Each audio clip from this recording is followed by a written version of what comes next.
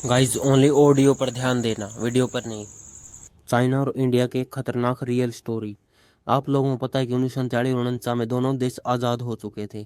अब दोनों में यह संघर्ष था कि कैसे अपने देश और अपनी अर्थव्यवस्था को डेवलप बनाएं।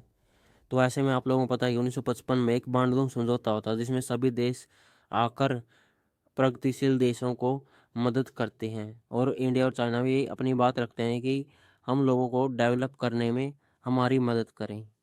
तो आप लोगों को पता है कि चाइना का प्रधानमंत्री जाओ लाई था 1955 में, जिसे चाइना का ब्रेन भी माना जाता है। उसको इंडिया के जहाज में, और इंडिया के उस जहाज में 6 क्रू मेंबर थे।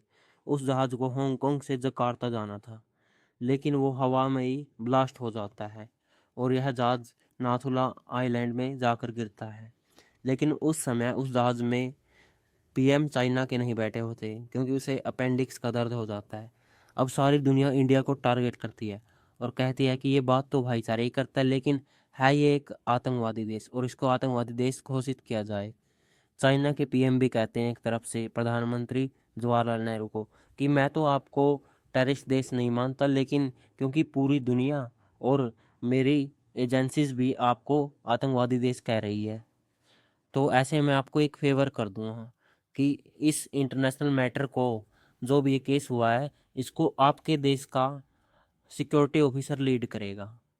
और इस केस को रामेश्वर नाथ राव ने लीड किया, जिन्होंने आरएनएडब्ल्यू को भी फॉर्म किया था। तो इस केस की थ्योरी में पता चलता है, जो कि हैरानजनक था। इस केस में पता चलता है कि डेटोनेटर था जो अमेरिका का था, और एक्सप्लोजिव मटेरियल वो ताइवान का था, और जिसमें रसिया की एजेंसी को इसके बारे में पहले ही पता चल चुका था कि ये अटैक होने वाला है। और चाइनीज पीएम जाओ लाई को 6 घंटे पहले पता चल चुका था कि ये अटैक होने वाला है, लेकिन उसने यह होने दिया। उससे उसने 3 शिकार किए, जैसे अमेरिका को भी दबाव में रखा और ताइवान को भी बर्बाद किया, और इंडिया को इस तरह टैकल किया कि इसे आतंकवादी घोषित कर दिया जाए। तो ऐसे में चाइनीज पीएम और चाइना की रणनीति का हमेशा पता चलता है कि ये कितना अगेंस्ट है इंडिया।